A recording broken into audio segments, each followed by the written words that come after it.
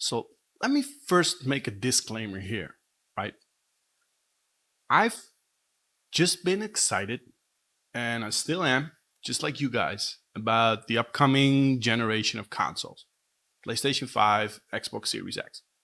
But every time I got out of a queue to pre order, because I signed up for my pre orders for PS5 and Xbox Series X, not a big YouTuber, I need to pay for my shit.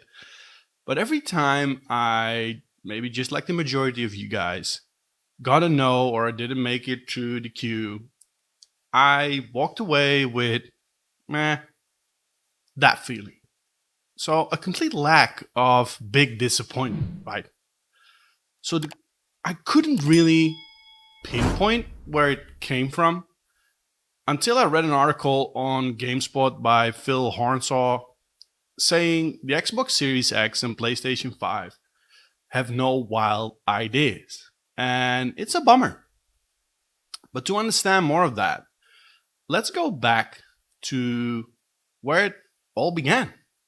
The PlayStation 1 came out in a predominantly Nintendo dominated market, right?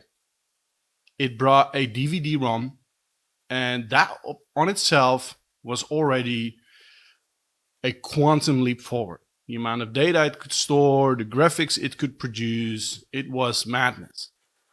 The PlayStation 2 not only expanded on that, but it gave cool new things with a headset you could command in certain games. You can give commands to certain characters and influence the game. There was already some element of online multiplayer in where they experimented with that.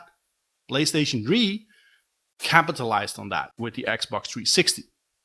That is the console platform, both of them, where online gaming actually went through new heights. You could buy games online, you had online gaming, and the Xbox 360 on top of that brought Kinect. And although it never reached its full potential, Kinect in itself is a pretty awesome technology, right? You can control the games with your body, you can control your console with your body and with gestures. And it even found its way to different parts of the world's and industry. Heck, it even found its way to TV shows.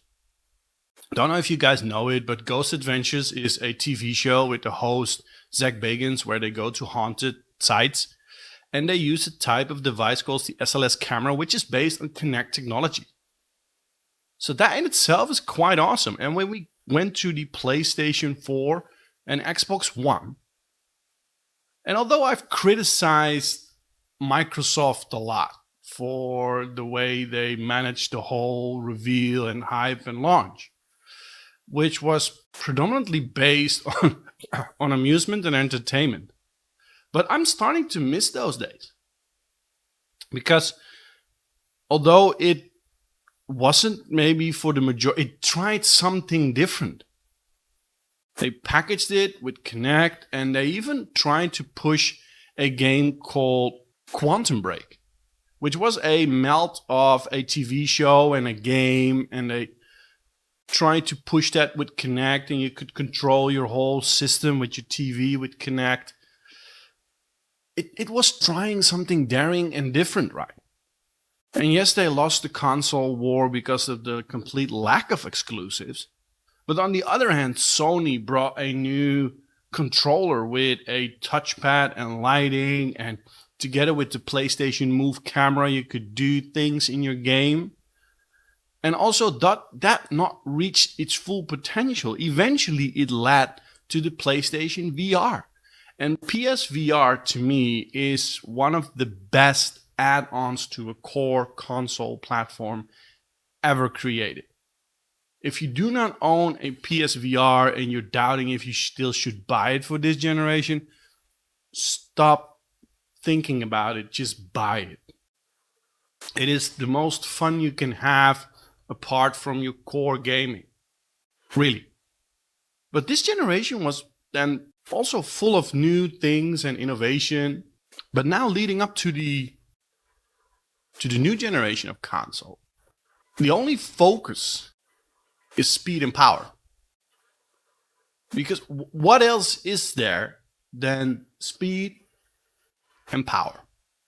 And I think that is at the core why I was so utterly disappointed right now with what is going to come. And just to show you guys this here, and don't mind this gentleman here, this Generation Next, I don't know what.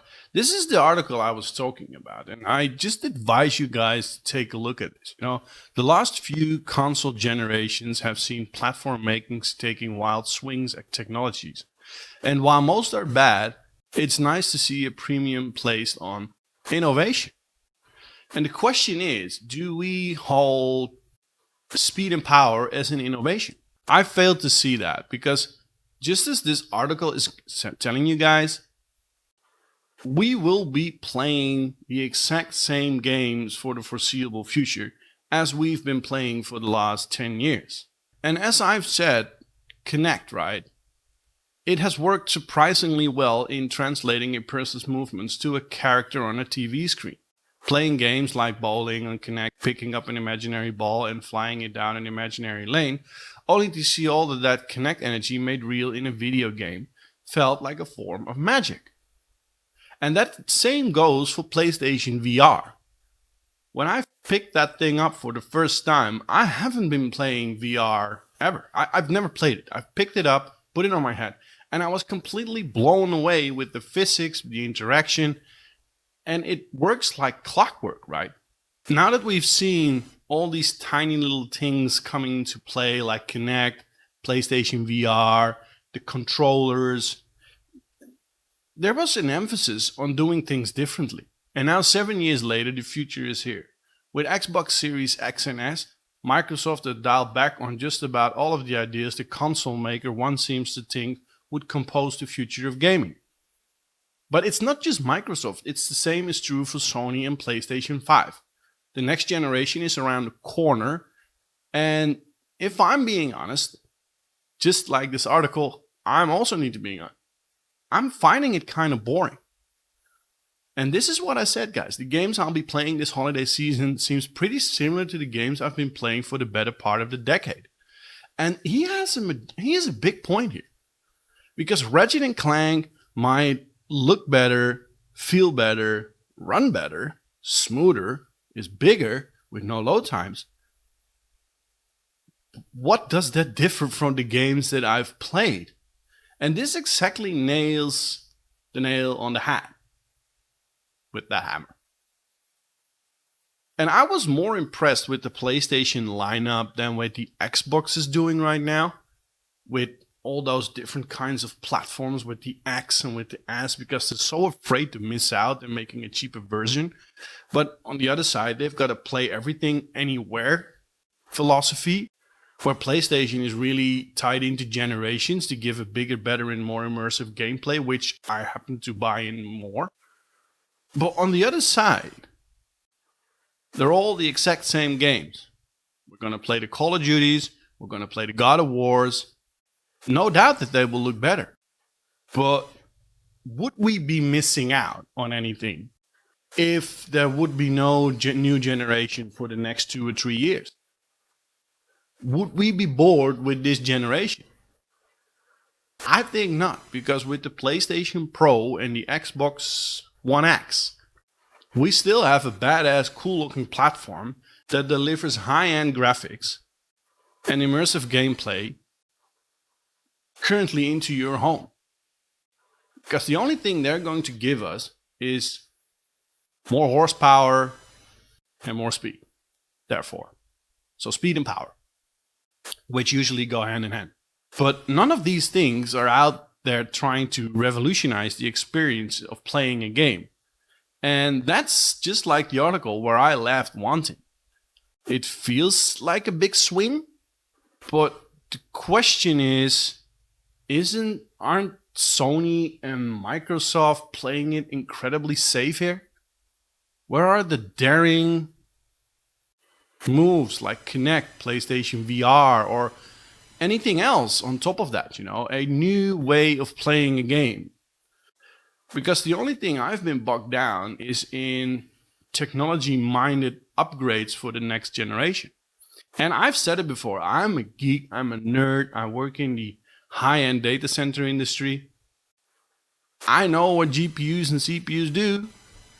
I know, but I don't care this much because I'm trying to think from the standpoint of 98% of the consumers. And that is that the boring technology discussion doesn't, they don't care. They just don't care. And neither should you or me. What we need to understand is what is going to bring on top of that. And for me, this is the first generation that I actually feel that they are going to take what we already have and just put a minor thing on top of that. And after 4 months, when you have a PlayStation 5 or an Xbox Series X, that's the new norm. So you can't stay impressed for the next 7 years. Of course, if I've just been playing Arkham Knight for the 4th time on Game Plus, and the game looks amazing. It blows me away, just like Horizon Zero Dawn. It looks absolutely amazing. And no doubt that the PlayStation 5 will bring more amazing feelings like that. But to me, a fine looking game is the norm. So I think if you guys, I gladly want to point you in the direction of the GameSpot article. I've just been taking pieces out for you guys to give a bit more context. But did this really gives me the feeling I've had for the last couple of months. And don't get me wrong, I'm going to buy a PlayStation 5 and I will buy an Xbox Series X as well. But the question is, are we super duper excited for this technology upgrade? I'm not that excited as I thought I would be. I hope to see more innovation in the next and the foreseeable future for both these consoles. Looking forward, as always, to hear from you guys. Are you one of the lucky bastards that already have one? Tell me, guys. I'm really keen on understanding what you and what your experiences will be and what your thoughts on the new platforms will be, guys. I will be back with you very shortly. Back to the madness.